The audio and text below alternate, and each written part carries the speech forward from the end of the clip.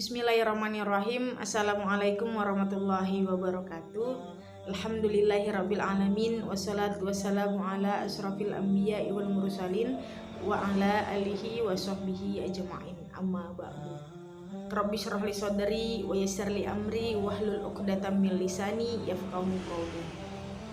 Bersyukur kita atas kehadiran Allah Subhanahu wa taala karena masih diberikan kesehatan serta kesempatan sehingga kita dapat bertemu serta berkumpul di hari yang penuh berkah ini, dan tak lupa juga salawat serta salam kepada Nabi Muhammad SAW. Allahumma sholli ala Sayyidina Muhammad wa ala ali Sayyidina Muhammad. Semoga kita termasuk umatnya yang mendapatkan syafaat di yaumil akhir kelak. Amin ya rabbal alamin. Baik, pada pertemuan kali ini kita akan membahas materi tentang nuzulul Quran.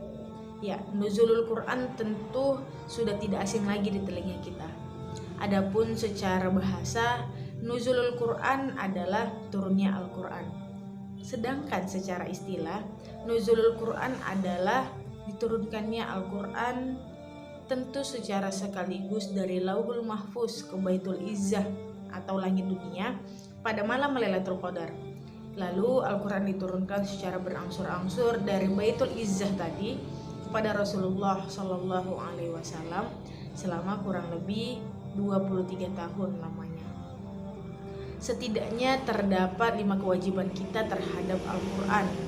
Yang pertama adalah sebagai firman Allah, bahwa Al-Quran merupakan firman Allah dan Al-Quran itu bukan makhluk. Jadi Al-Quran adalah kalamullah sebagaimana ayat tersebut diturunkan kepada Nabi Muhammad untuk menjadi petunjuk kepada kita. Tentu tanpa mengimaninya, manusia tidak akan mungkin menjadikannya sebagai pegangan hidup. Dan mereka beriman kepada Al-Quran yang telah diturunkan kepadamu dan kitab-kitab yang telah diturunkan sebelummu, serta mereka yakin akan adanya kehidupan akhirat. Quran Surah Al-Baqarah ayat 4. Yang kedua, membaca Al-Quran atau tilawah. Al-Quran adalah kalamullah yang membacanya tentu bernilai pahala. 1 huruf 1 pahala. Para sahabat biasanya mengkhatamkan Al-Quran sekali dalam sebulan, dan banyak yang khatam lebih cepat dari itu tentunya. Membaca Al-Quran itu merupakan perintah dari Allah. Dan bacalah Al-Quran dengan perlahan-lahan. Quran Surah Al-Muzammil ayat 4. Yang ketiga adalah mentadaburi Al-Quran, yakni merenungkan isi Al-Quran sehingga kita mengetahui maksud serta mengambil pelajaran dan petunjuk dari Al-Quran tersebut. Hal ini sebagaimana termaktub dalam Al-Quran yang artinya, maka apakah mereka tidak memperhatikan Al-Quran ataukah hati mereka telah terkunci? Quran Surah Muhammad ayat 24. Yang keempat, menghafalkan Al-Quran. Al-Quranlah yang kita baca saat sholat, yakni surah Al-Fatihah dan setelahnya dan selanjutnya. Maka hendaklah kita menghafalkan Al-Quran sesuai dengan kemampuan kita. Yang ideal adalah menghafalkan Al-Quran seutuhnya, seluruhnya, yaitu lengkap 30 juz. Kedudukan para penghuni surga nanti akan dibandingkan dengan hafalan Al-Quran yang kita lakukan ketika di dunia. Semakin banyak ia hafal Al-Quran, maka semakin tinggilah kedudukannya di surga kelak. Semoga kita termasuk orang yang berkedudukan tinggi tersebut. Jadi hal ini termaktub dalam Quran yang artinya akan dikatakan kepada sahibul Quran atau di akhirat, bacalah dan naiklah. Bacalah dengan tartil sebagaimana engkau membaca dengan tartil di dunia, karena kedudukanmu tergantung pada ayat terakhir yang engkau baca. Hadis riwayat Abu Dawud. Yang kelima, mengamalkan Al-Quran.